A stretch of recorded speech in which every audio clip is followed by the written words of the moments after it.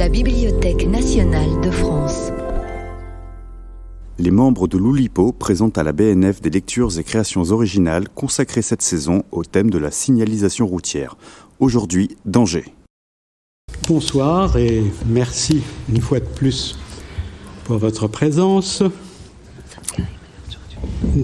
Depuis que nous avons commencé avec cette année l'exploration des ressources de la signalisation routière, nous avons vu un certain nombre de panneaux et nous sommes arrivés aujourd'hui à un panneau qui, d'une certaine façon, les résume presque tous, le panneau danger.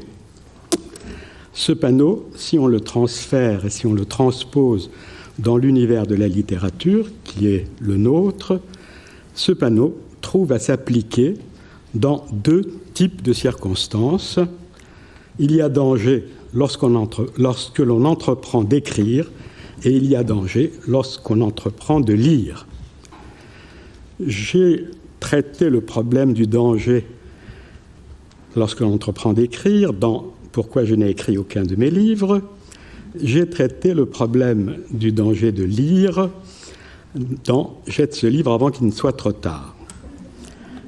Et donc j'ai affronté personnellement ces deux dangers. Et c'est par hasard, pour la lecture de ce soir, que j'ai découvert que j'avais été plagié par anticipation par rien moins que Voltaire. Voltaire, en effet, a écrit un texte qui s'appelle « De l'horrible danger de la lecture », 1765. C'est ce texte que je vais vous lire. « Nous, Youssouf Chéribi, par la grâce de Dieu, moufti du Saint-Empire ottoman, lumière des lumières, élu entre les élus, à tous les fidèles qui verront ses présentes, sottises et bénédictions. Comme il se trouve que Saïd Effendi, ci-devant ambassadeur de la sublime porte vers un petit État nommé Franc-Rome, situé entre l'Espagne et l'Italie, a rapporté parmi nous le pernicieux usage de l'imprimerie. Ayant consulté sur cette nouveauté nos vénérables frères, les cadis et imams de la ville impériale de Stamboul, et surtout les fakirs connus par leur zèle contre l'esprit, il a semblé bon à nous de condamner, proscrire, anathématiser la dite infernale invention de l'imprimerie pour les causes ci-dessous énoncées. Premièrement, cette facilité de communiquer ses pensées tend évidemment à dissiper l'ignorance, qui est la gardienne et la sauvegarde des États bien polissés. Deuxièmement, il est à craindre que, parmi les livres apportés d'Occident, il ne s'en trouve quelques-uns sur l'agriculture et sur les moyens de perfectionner les arts mécaniques, lesquels ouvrages pourraient à la longue, ce qu'à Dieu ne plaise, réveiller le génie de nos cultivateurs et de nos manufacturiers, exciter leur industrie, augmenter leur richesse et leur inspirer un jour quelque élévation d'âme, quelque amour du bien public, sentiment absolument opposé à la saine doctrine. Troisièmement, il arriverait à la fin que nous aurions des livres d'histoire dégagés du merveilleux qui entretient la nation dans une heureuse stupidité. On aurait dans ces livres l'imprudence de rendre justice aux bonnes et aux mauvaises actions et de recommander l'équité et l'amour de la patrie, ce qui est visiblement contraire aux droits de notre place. Quatrièmement, il se pourrait dans la suite des temps que les misérables philosophes, sous des prétextes spécieux mais punissables d'éclairer les hommes et de les rendre meilleurs, viendraient nous enseigner des vertus dangereuses dont le peuple ne doit jamais avoir de connaissance. Cinquièmement, ils pourraient, en augmentant le respect qu'ils ont pour Dieu et en imprimant scandaleusement qu'il remplit tout de sa présence, diminuer le nombre des pèlerins au grand détriment du salut des âmes. Sixièmement, il arriverait sans doute qu'à force de lire les auteurs occidentaux qui ont traité des maladies contagieuses et de la manière de les prévenir, nous serions assez malheureux pour nous garantir de la peste, ce qui serait un attentat énorme contre les ordres de la divine providence. À ces causes et autres, pour l'édification des fidèles et pour le bien de leurs âmes, nous leur défendons de jamais lire aucun livre sous peine de damnation éternelle. Et, de peur que la tentation diabolique ne leur prenne de s'instruire, nous défendons aux pères et aux mères d'enseigner à lire à leurs enfants. Et pour prévenir toute contravention à notre ordonnance, nous leur défendons expressément de penser, sous les mêmes peines, enjoignons à tous les vrais croyants de dénoncer à notre officialité quiconque aurait prononcé 4 phrases liées ensemble, desquelles on pourrait inférer un sens clair et net. Ordonnons que dans toutes les conversations, on ait à se servir de termes qui ne signifient rien selon l'ancien usage de la sublime porte. Et pour empêcher qu'il n'entre quelque pensée en contrebande dans la sacrée ville impériale, commettons spécialement le premier médecin de Sa Majesté, né dans un marais de l'Occident septentrional, lequel médecin, ayant déjà tué 4 personnes augustes de la famille ottomane, est intéressé plus que personne à prévenir toute introduction de connaissances dans le pays. Lui donnons pouvoir, par les présentes, de faire saisir toute idée qui se présenterait par écrit ou par oral aux portes de la ville, de nous amener ladite idée, pieds et poings liés, pour lui être infligé par nous tel châtiment qu'il nous plaira. Donné dans notre palais de la stupidité le 7 de la lune de Muharram, l'an 1140 de l'Hégire. Voilà.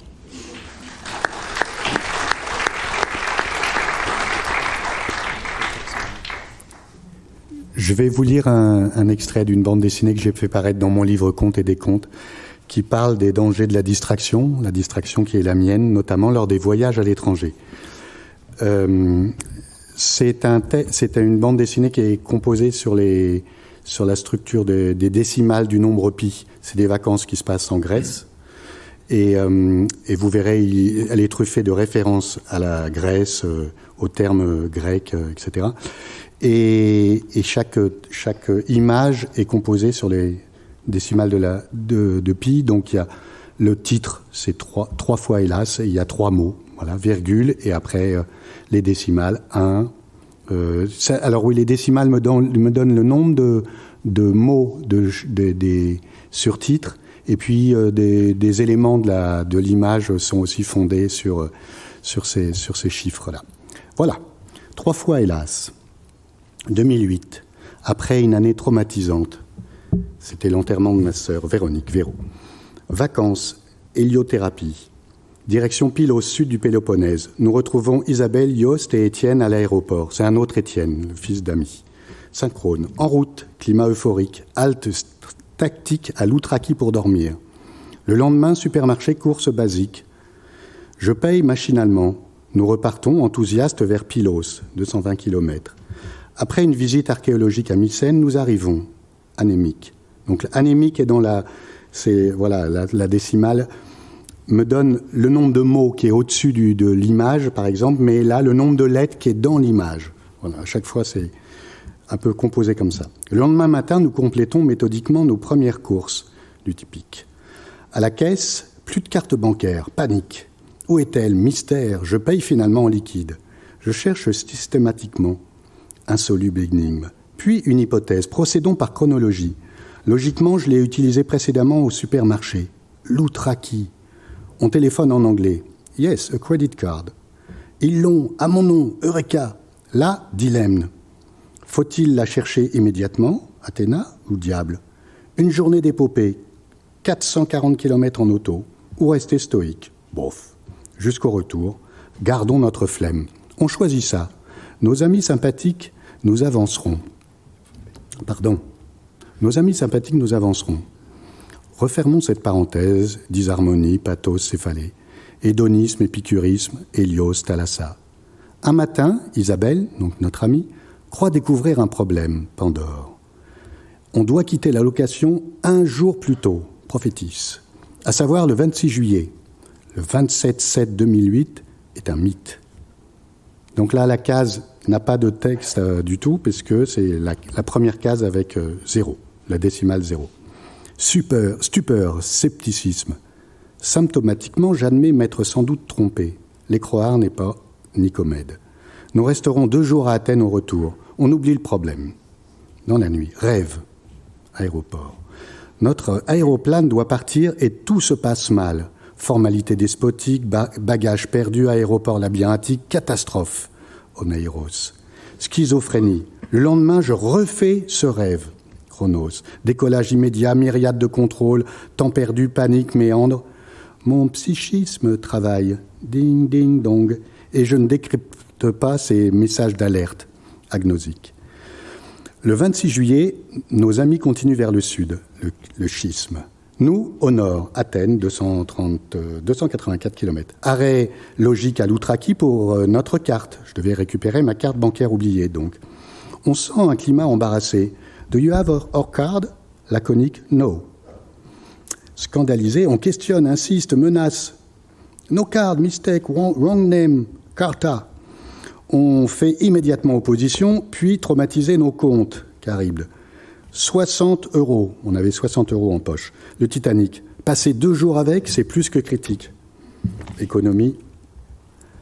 Nous rejoignons Athènes en évitant l'autoroute, Diogène. Hôtel spartiate et modique.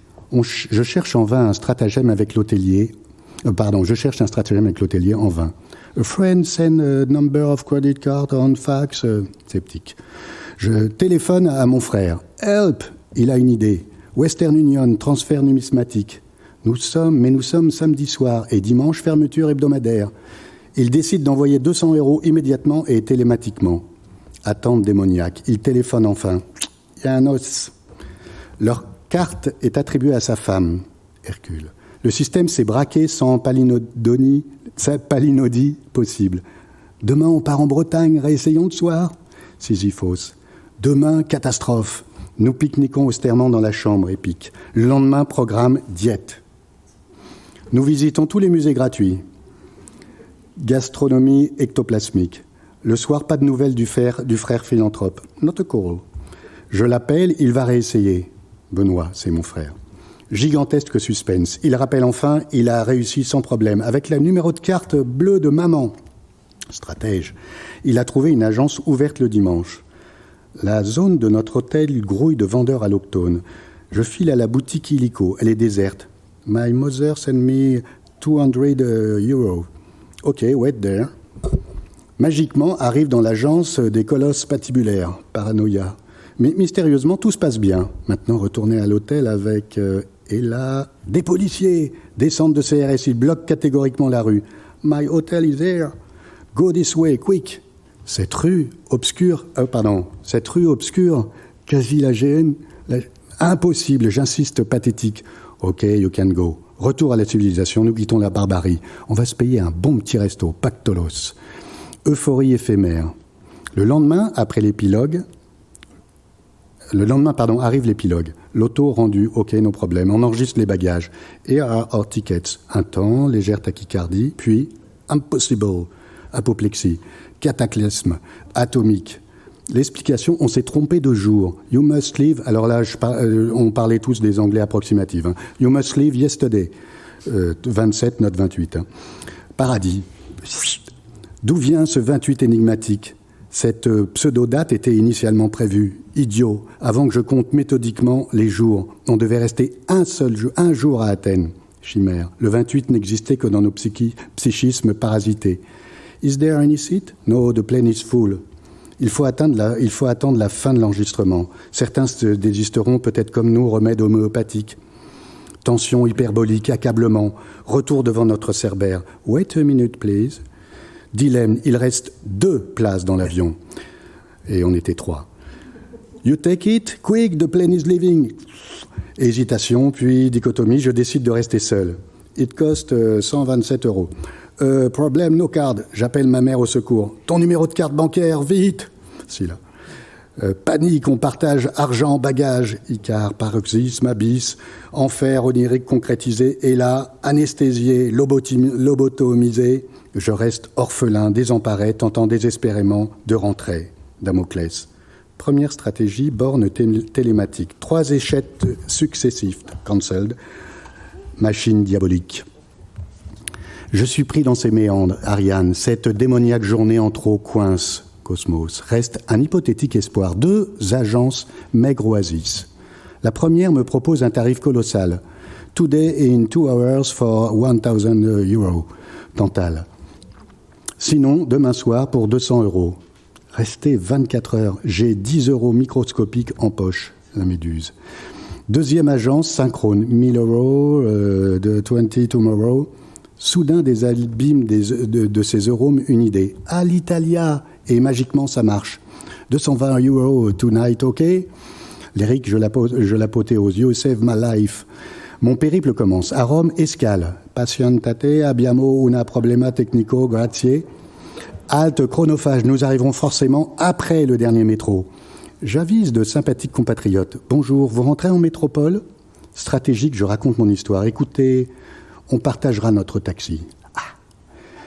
3 heures, retour à Ithaque. Fin de ce pentathlon catastrophique. Épilogue bancaire, notre compte a été débité frauduleusement. Une fois au supermarché, un cynique employé anonyme. Bilan pratique, pathos au carré sur racine de Plutos. Égale, problème transitoire, scorie, amnistie. 1 mois après, destination de l'Atlantique, extase horizontale. Le 27, toujours le 27, symptomatiquement, je consulte ma montre. On est le 28, on rentre demain, Lacanau. Micro-panique. Et puis on vérifie stoïquement. Nous sommes bien le 27. Petit problème technique, c'est mécanique. Aline, ma femme, émet alors une hypothèse. Serait-ce un phénomène cathartique ? Cycle. Théorie prophétique. Ma sœur est morte 6 mois auparavant, le 28/03/2008. Nombre nécrosé, date maudite. Voilà.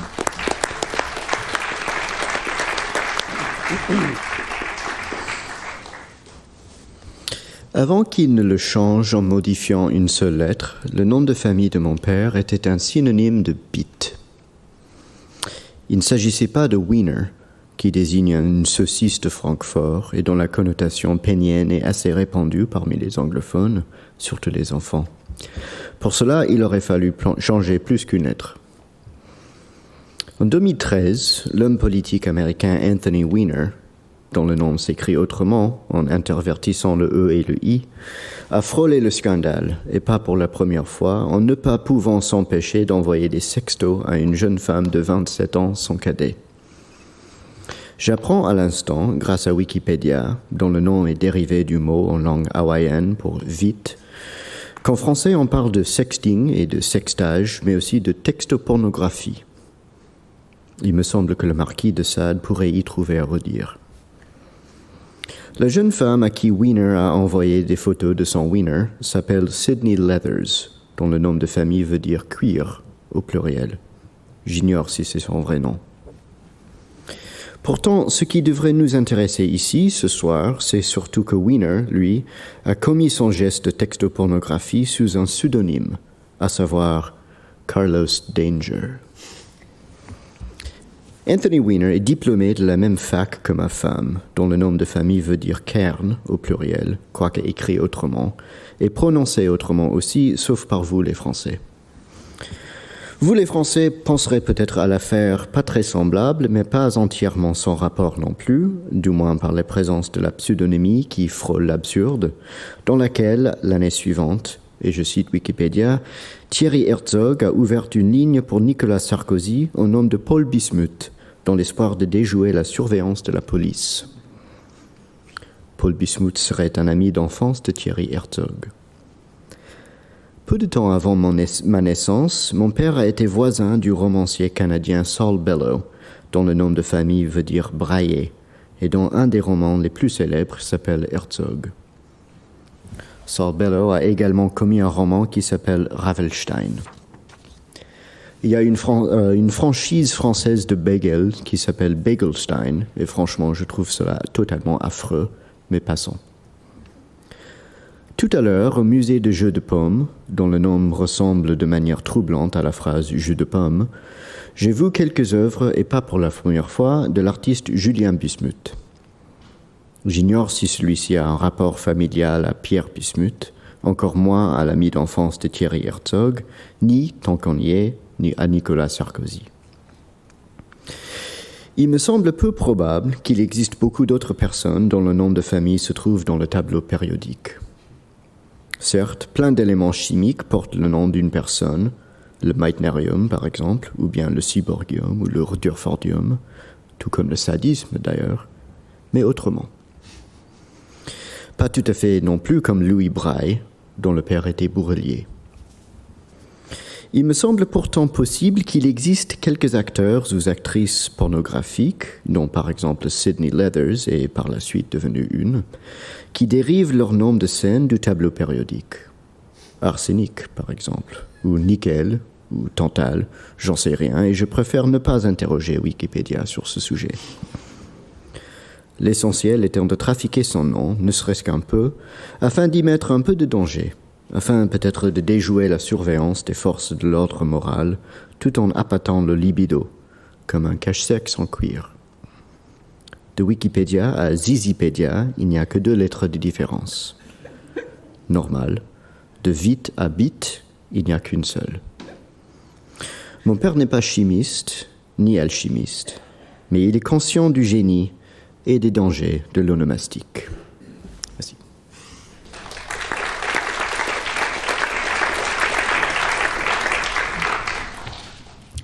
Je vais vous lire un texte qui fait partie du projet Villes Invisibles 2023 que l'Oulipo est en train de faire aboutir.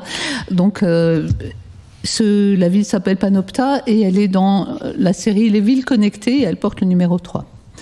En arrivant à Panopta, la voyageuse a d'abord été frappée par l'air joyeux des passants qui parcourent ces rues.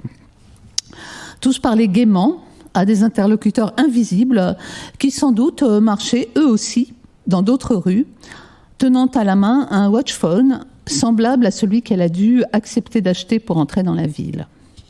Ça et là, sur les murs, les lampadaires, les panneaux publicitaires et même parmi les pavés des rues et des avenues, de gros yeux globuleux, qui sont des caméras, veillent sur le bonheur des habitants.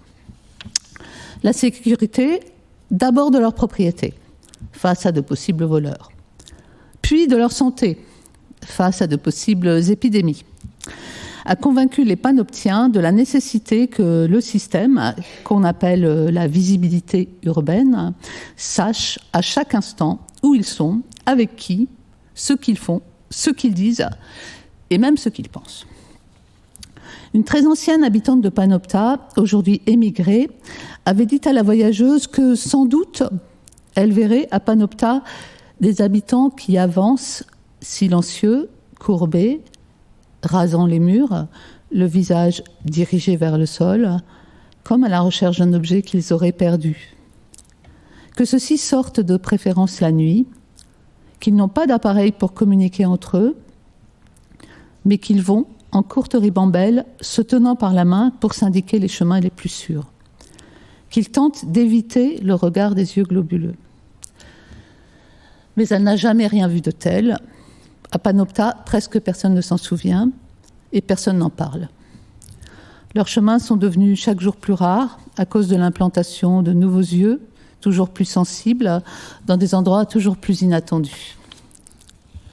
L'immense centre de la visibilité urbaine, installé sous la coupole de béton, sur la place où s'était naguère trouvé l'hôtel de ville et la caserne, aujourd'hui inutile, suffit, en connectant à très grande vitesse visage, paroles, mouvements, sentiments et idées, à garantir l'ordre et la propriété. La voyageuse n'a passé que quelques heures à Panopta.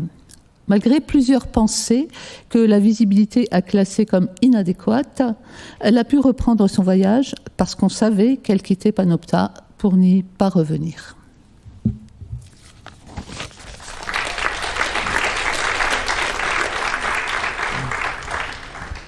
Il y a plusieurs façons de se mettre en danger et comme l'a dit Marcel tout à l'heure, écrire en est une. Et par exemple, écrire de la poésie, c'est se mettre en danger dans son rapport au langage, on pourrait dire ça. Écrire en utilisant des procédures oulipiennes, ça serait façonner la forme du danger qui nous attend. Et d'ailleurs, vous connaissez tous, je pense, la célèbre définition de ce qu'est un oulipien. C'est un rat qui construit le labyrinthe dont il se propose de sortir. Alors, bien sûr, pour ceux qui ne connaissaient pas, j'ai entendu un rire, il y en a qui ne connaissaient pas. On imagine, bien sûr, l'aspect ludique, et voilà, le labyrinthe, c'est un terrain de jeu, mais c'est aussi un lieu très dangereux, parfois mortel. Voilà. Et quand on entre dans un labyrinthe, on ne sait pas toujours si on va s'en sortir, si on va en sortir. Si on connaît le chemin de la sortie avant d'y entrer, ce n'est pas vraiment un labyrinthe. Et l'intérêt disparaît. Alors, tout ça, cette longue introduction pour dire que je vais vous dire quelque chose qui n'a aucun rapport avec le thème danger, mais que voilà sur quel labyrinthe, de quel labyrinthe j'essaye de sortir en ce moment. Parmi ces labyrinthes, il y en a un qui s'appelle FIG, F-I-G, qui pour le diminutif de figure, et qui est un projet de livre qui fonctionne de la manière suivante. J'interroge, je pose des questions à des individus de tout âge à partir de schémas que je leur propose. Un schéma, ils choisissent un schéma tiré d'un livre du décorateur et machiniste de théâtre italien Nicola Sabatini du XVIIIe siècle, dans son livre Pratique pour fabriquer scènes et machines de théâtre. J'enregistre notre dialogue et surtout leurs réponses, et puis avec cette matière-là, qui sont des mots que je n'ai pas directement choisis, je me débrouille pour faire un poème. Alors, je vais vous lire le premier. Alors, et je vais demander peut-être qu'on mette le banc titre. Comme ça, vous verrez, voilà, ça c'est un des schémas de Sabatini. Lundi, le jour le plus nul, quelqu'un va chez le docteur ou au théâtre. Comme moi, peut-être. Dans ce sens, un tapis roulant est un arbre, et les feuilles de l'arbre, c'est une explosion, un truc de théâtre. Là, le rideau qui tombe, et là, le mécanisme. Parce qu'un nuage est de la dynamite, ça n'a pas du tout la même forme. Je la jette par la fenêtre, et il y a du chloroforme, un renne avec un nez comme un Rudolph, de Red-Nosed Reindeer. Tout autour, c'est blanc. Du coup, il n'y a rien. Même pas de titre. La Pologne. Parce que les 3 premières lettres que j'ai vues, POL, c'est Pologne. Ce sont juste des lettres, quelques lettres et des trous pour le jeu du pendu. C'est assemblé comme ça. Je ne sais pas dessiner. Les lettres de mon prénom dans le bon ordre. Des instruments de docteur, là où les personnes vont le moins. C'est un truc de pendu, le truc du pendu, un instrument de torture. Il ne faut surtout pas perdre. Et là, le gars, il se fait pendre. 99 ans, avec de la dynamite au pied. Ça n'existe pas, cet objet. Oui, il y a des âges différents. Là, vous voyez, c'est plutôt...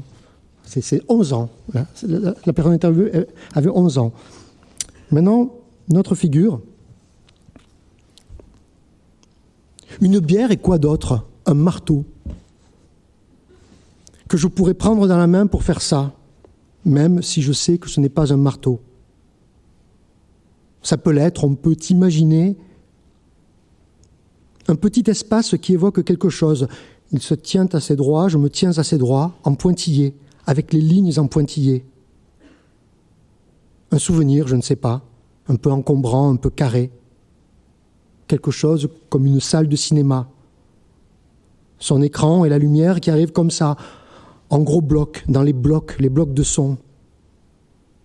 Un carton noir, comme une maquette, déjà effacée entre les lignes. Les lignes ne sont pas droites. Et comment ça fonctionne? Je pense que c'est ici, là. Dans l'espace entre les pointillés, là, une plage. Un paysage avec une plage, parce que c'est nature, couleur, perspective, horizon, à l'infini.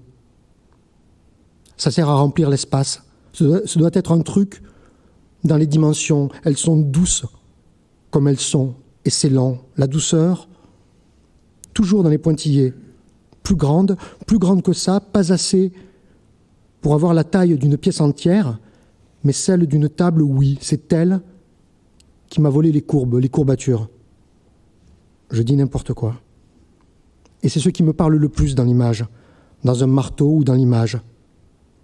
Le mouvement. Pour terminer, troisième figure de Sabatini. Un guépard, d'une certaine façon, On ne peut pas dire il court, mais il roule vite, il va très vite. Comme un train avec un moteur un peu penché et beaucoup d'air qui passe à côté. À l'intérieur, c'est drôle, il y a des lumières, une musique du genre papam, papam, papam. C'est mon papa. Je dis que c'est mon papa. Très rapide et qui fait boum. Au début, il est à la gare, on va dire Paris, pour interviewer les personnes et faire des poésies, sa nourriture préférée, avec plein de lettres sur l'écran et des formes bizarres. C'est tout noir, c'est sérieux, un gros truc, lourd comme une brique humaine et qui tombe à l'envers. Un peu comme la terre, c'est moi. Ce n'est que moi avec un marteau-piqueur. Je ne connais pas l'ordre. Ziou, tchou, tout. Et un autocollant dessus pour faire joli. Je mange des pâtes à la carbonara.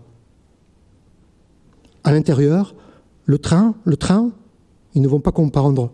Et quand il est arrivé à la destination, le train, alors, c'est fini.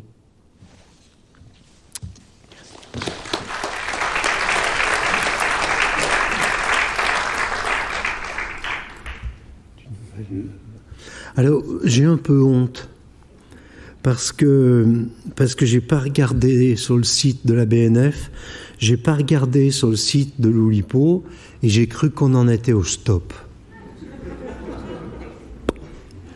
Ça, c'est maladroit. Je sais bien que l'hommage que nous avons rendu à Michel Grangot a quelque peu perturbé l'ordre des choses, mais bon.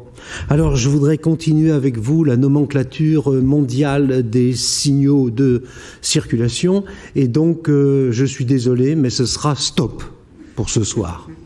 La prochaine fois, je ferai danger. Ben, j'attends qu'on envoie l'image. Voilà. C'est parti. Voilà l'image, vas-y. Voilà. Le stop que vous voyez là est une invention française. Nul ne peut s'y tromper, le nom écrit dessus en témoigne. Il s'agit d'un panneau de signalisation routière qui enjoint l'automobiliste à s'arrêter dans toutes les situations. Certes, le panneau est octogonal et pas hexagonal, comme il devrait être, mais reconnaissons qu'il a l'air plus français qu'italien, par exemple. Le stop vous invite donc à stopper. Il est clair, il est net, il dit ce qu'il veut dire. Il convient donc de freiner avant toute chose, ensuite on avise, au gré de son humeur ou de ses nécessités. Le message donné par ce panneau est un message limpide et sa forme est en adéquation avec son fond rouge. Tournons-nous maintenant vers les pays d'Europe pour admirer les différents panneaux stop. Voici le stop espagnol. Vous le regardez bien et vous voyez aussitôt le message rouge du sang qui coule sur le flanc du taureau. Ce stop-là est furieux. Il prévient le conducteur des violences divines. Il est une croix brandie au visage du chauffard. Il sent les enfers et la chaleur des fours. Arrêtez-vous, au nom de Dieu, du diable et du taureau noir. En Italie, regardez bien, le stop est décontracté, presque rieur. Son rouge tire sur le rose, comme si le Nerodavola sicilien se mêlait au rossato. Freinez, bien sûr, mais plus pour profiter du paysage, pour admirer le joli carrefour au centre duquel trônent quelques ceps d'une vieille vigne, que pour stopper vraiment.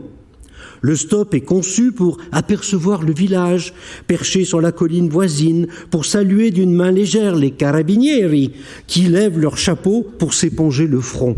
Pour un peu, ce stop-là, on le chanterait. En Allemagne, le rouge s'affirme et se nuance d'humeur sévère. On ne rigole pas. Freinez et penchez la tête sur le côté pour voir la BMW bleue et grise de la Polizei embusquée dans un bosquet d'épineux. On ne plaisante pas avec le stop et on a des exemples. Goethe lui-même s'y soumettait et seul Nietzsche faisait des détours pour l'éviter. Je vous rappelle que Freud était autrichien. Contrairement aux exemples précédents, vous noterez que le graphisme est simplifié pour une plus grande efficacité.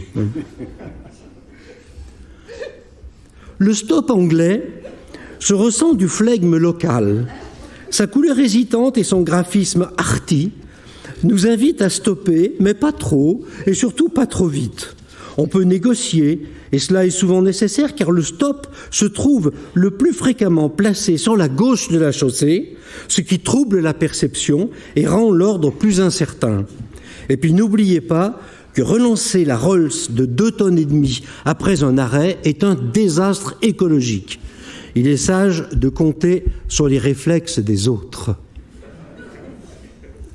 Quittons maintenant le vieux continent pour aller pêcher quelques bizarreries exotiques.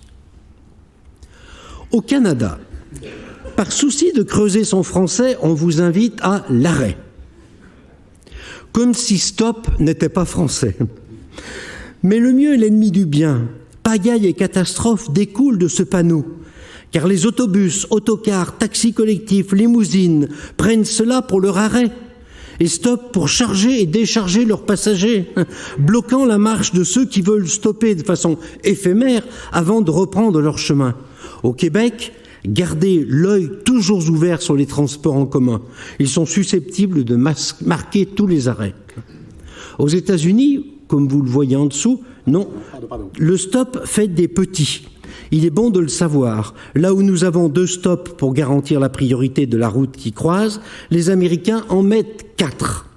Ainsi, tout le monde est sommé de s'arrêter et l'usage courtois veut que celui qui a été le premier à le faire sera le premier à repartir.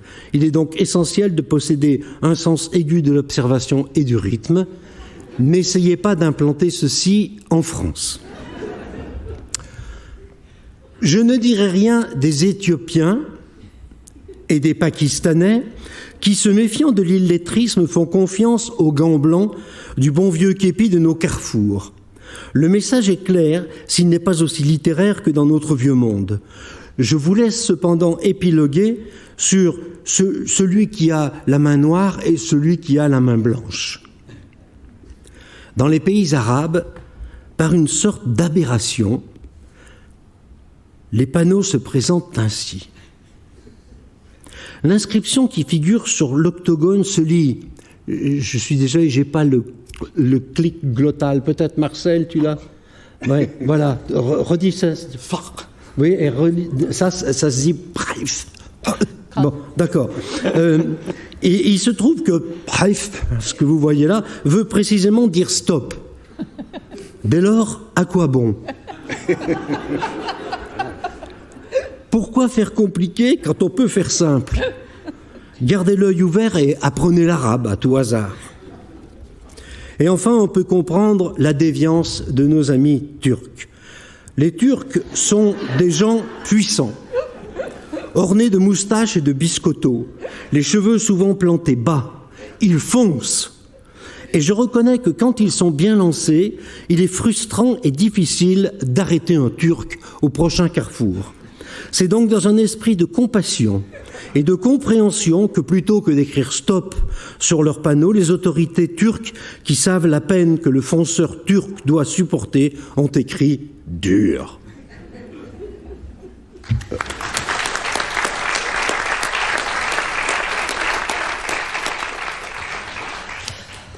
Bon, je vais être plus docile et je vais revenir au danger, parce qu'on n'est pas là pour rigoler. Je vais vous lire 2 pages d'un roman qui s'appelle Josiane Meunier, 19 rue des Juifs, qui est paru l'année dernière. Donc c'est un texte en prose qui est construit grâce à une contrainte venue de la poésie. Et pour ce qui nous concerne tout de suite, dans ces 2 pages, il s'agit d'un homme recherché par la police. Il est caché depuis 4 semaines dans un appartement, précisément, ça tombe bien, 19 rue des Juifs, qui est l'adresse sur la couverture du livre. Au cours de ces presque 4 semaines, il a découvert, à sa façon, le 19 rue des Juifs. Il a appris ce qu'il ne faut pas faire. Il ne doit pas tousser, ni marcher. En tout cas, il ne peut se déplacer que pieds nus. Il ne doit pas chanter, à supposer qu'il en ait envie, ni ouvrir les fenêtres.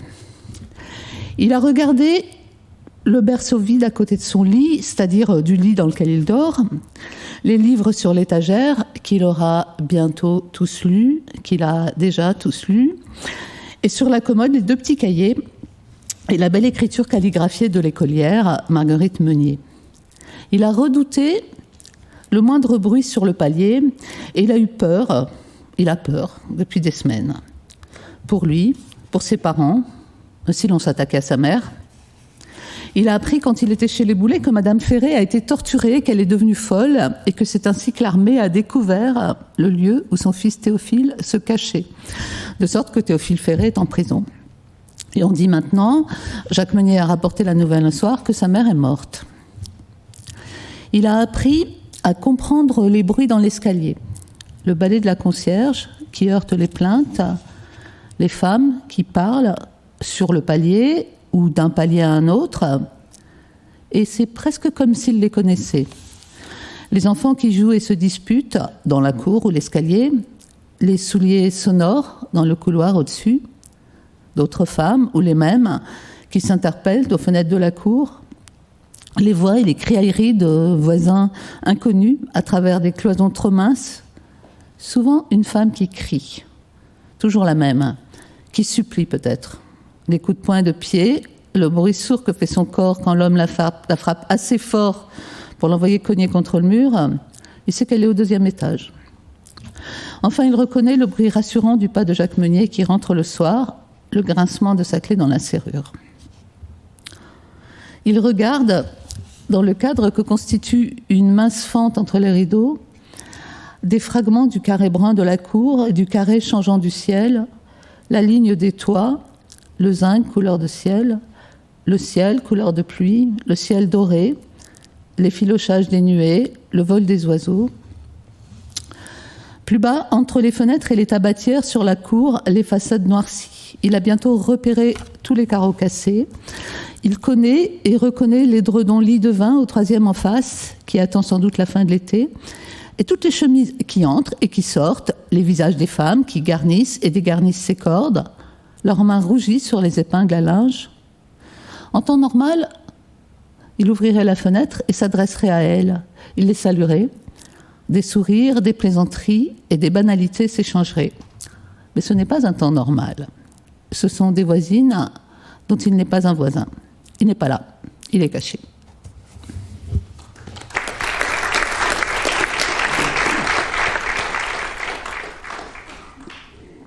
Alors, j'ai fait allusion tout à l'heure au livre que j'avais fait sur le danger de la lecture.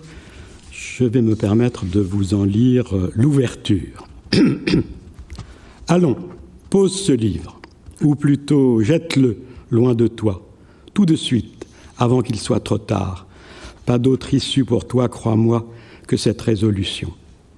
Et maintenant, lève la tête. À tes yeux depuis longtemps fatigués, propose le repos des horizons infinis, des grands espaces ponctués seulement d'arbres, de rochers, de nuages. Détourne-les de ces lignes perverses. Car enfin, qu'en attends-tu? Que peux-tu en attendre?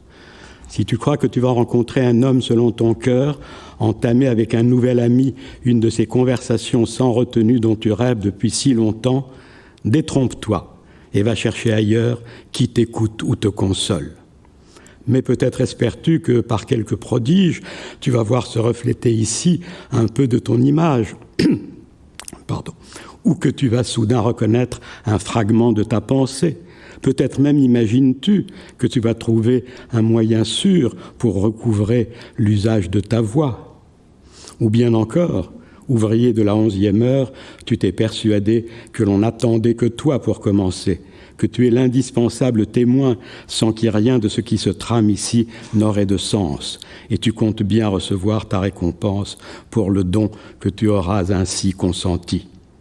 À moins que, soucieux seulement de dissiper ton ennui du moment, tu n'aies en tête que cette pensée, t'enfoncer aussi loin que possible en territoire inconnu, y découvrir ces mondes où tu n'es jamais allé, ces joies, ces peines que tu n'as jamais eu le courage de provoquer autour de toi. Mais qu'importe après tout ton attente, elle sera déçue. Rien de commun, crois-moi, entre toi et les ombres qui vont bientôt s'agiter devant tes yeux.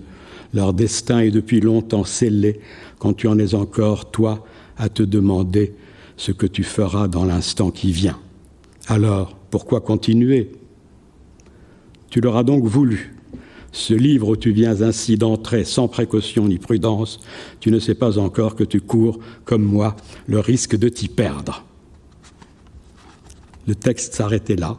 Les dernières lignes formaient une sorte de petit bloc compact qui n'occupait que la partie supérieure du feuillet. Le reste de la page était blanc, ce qui soulignait la grisaille du papier et la médiocre qualité de la pâte dont il était fait.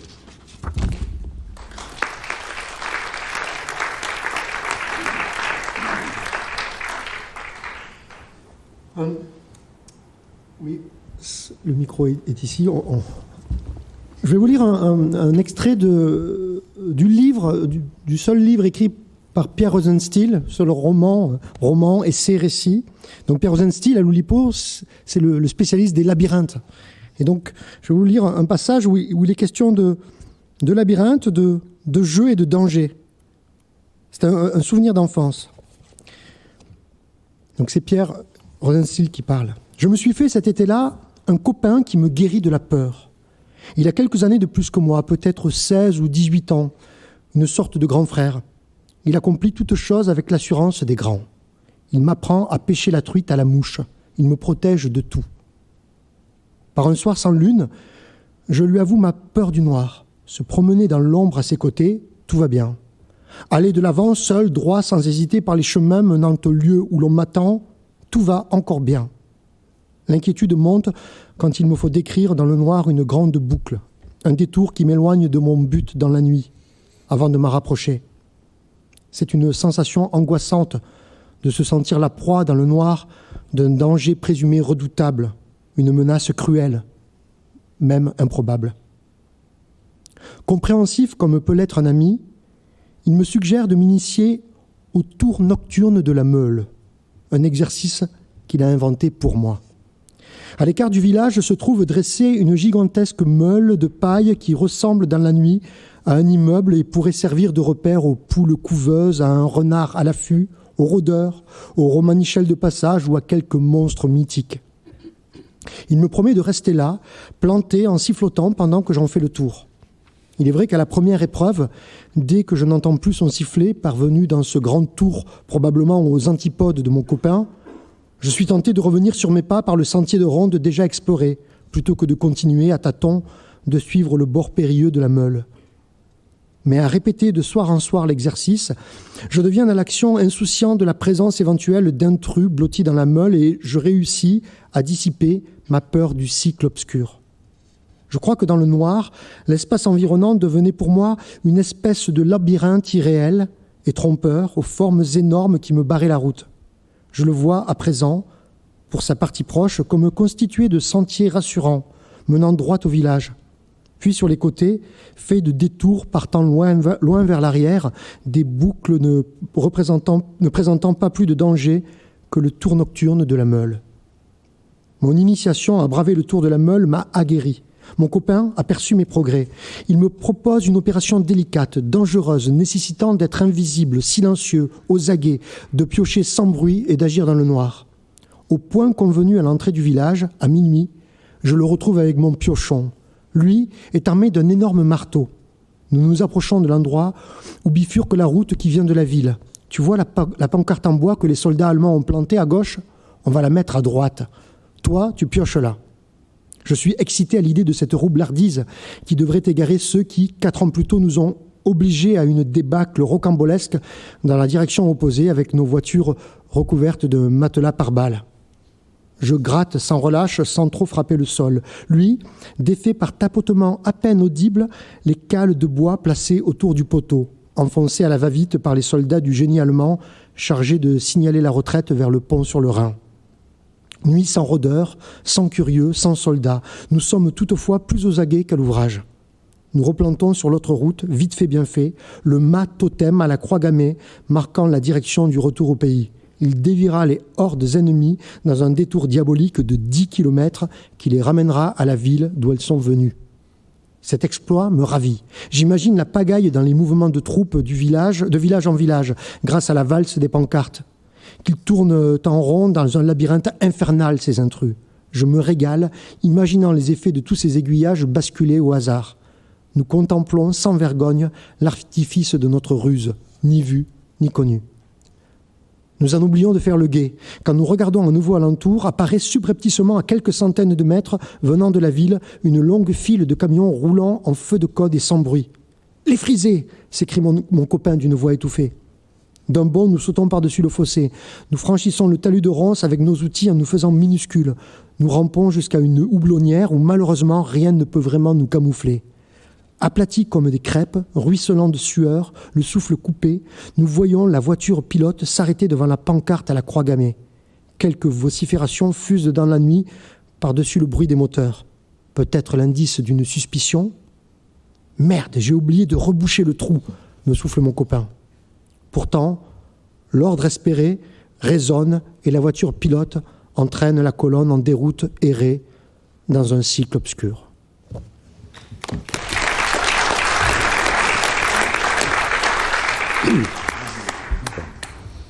Je vais vous lire juste la fin de ce livre, le cycle que j'ai écrit il y a déjà presque 20 ans. Le cycle. Alors dans le cycle, il y a 3 personnages qui sont un professeur, son assistant et son assistante. Et donc, à la suite de péripéties, ils ont découvert un dessin et à un moment, en le pliant, ils se rendent compte que, regardez professeur, la courbure de l'espace, le temps infléchira. Surprenant, n'est-ce pas ? On dirait comme une représentation de notre créateur, non ? Tout à fait. Mais que signifie son message ? Il semble que pour modifier notre temps, il faudrait d'abord courber notre espace. Mais comment, par quel moyen obtenir cette courbure ? À moins que... Allez-y, patron. Prodigieux, mais oui, c'est magnifique, regardez ce dessin, nous dit tout. Pour courber l'espace, il faut nécessairement en attendre le bord. Nous ne pouvions y accéder. Maintenant, nous avons le passage. Allons-y, Robert, commençons sans tarder. Rappelez-vous le délinéateur. Vous sentiez comme une résistance, comme une limite. Si nous arrivons à le contraindre, nous allons provoquer une courbure de notre espace. Ces particularités spatiales vont interrompre le fil du temps, le prédéterminer. Parfait, tout est prêt. Donc ils vont vers le délinéateur qui est un moyen d'accéder à l'extérieur des cases. Voyons voir, nous sommes en cycle impair, le stabilisateur est orienté à droite, très bien, allons-y. Là, je sens ça résiste, aidez-moi, monsieur Marmouzet. Vous êtes sûr de ce que vous faites ? Allez-y, tirez. Professeur, qu'est-ce qui se passe ? Je me sens bizarre. Du cran. Je vous en conjure, cessons ça. Pas question, la science est insatiable. Ah mon Dieu, qu'est-ce que c'est que ça ? Je crois que ça y est. Donc, ils saisissent le bord de leur page, et là, la page se plie véritablement. On peut voir, oui, si on revient 2 pages en arrière, on voit que la partie qui est tout à fait à gauche sera la même que celle-là. Professeur, regardez ma main, elle passe de l'autre côté. Ça y est, monsieur Marmouzet, le processus est enclenché, advienne que pourra. Mais qu'est-ce qui se passe ? Je me sens comme happé. Courage, Robert, c'est un mauvais cap à passer. Nous venons de franchir le bord d'un trou noir, l'horizon des événements, notre passé reflue, c'est normal. Ces parties du passé vont interagir sur le présent.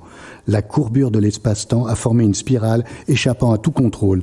Notre univers s'effondre sur lui-même. Allons bon. Nous pénétrons à l'intérieur d'un phénomène encore inexploré par notre science. Une sorte de gravastar, un condensat de « Oh, professeur, regardez !» Notre texture, elle change. Je m'en doutais. Regardez, tout autour de nous semble se dissoudre. L'énorme champ gravitationnel que nous avons créé crée des fluctuations quantiques de notre espace-temps.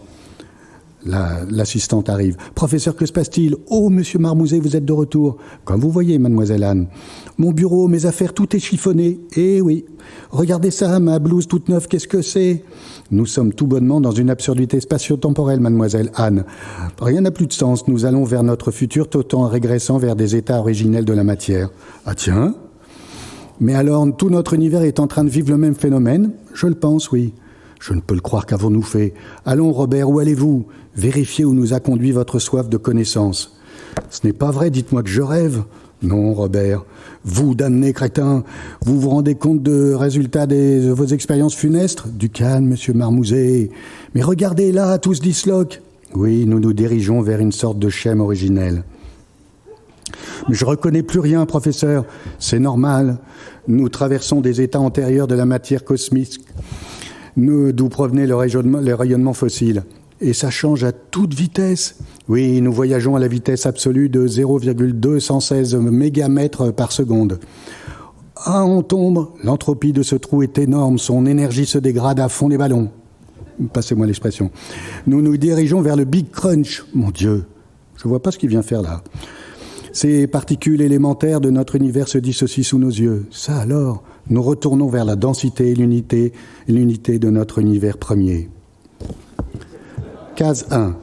Mademoiselle Anne Prosinard, donc c'est l'assistante. Oh, professeur, je ne vous vois plus. Monsieur Robert Marmouzet.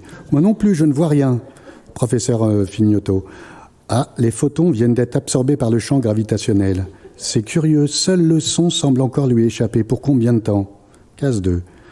Donc l'assistante, folie. Ah non, là, mademoiselle Anne, c'est la fin du monde? Professeur, la fin de notre cycle en tout cas, oui. Nous allons mourir, professeur? En quelque sorte, oui. Mais c'est pour mieux renaître. Le vieux engendre le neuf.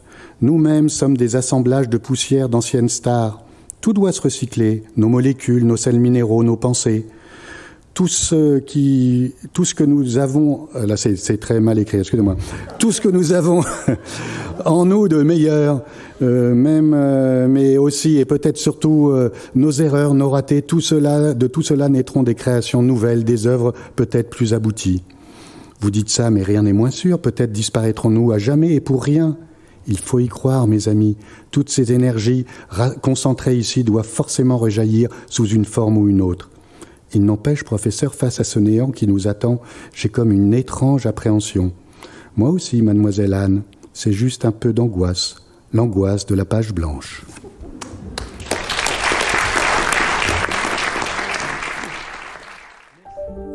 Vous venez d'écouter un podcast de la Bibliothèque nationale de France. Retrouvez les conférences, rencontres et créations de la BNF sur toutes les plateformes de podcast ainsi que sur le site bnf.fr.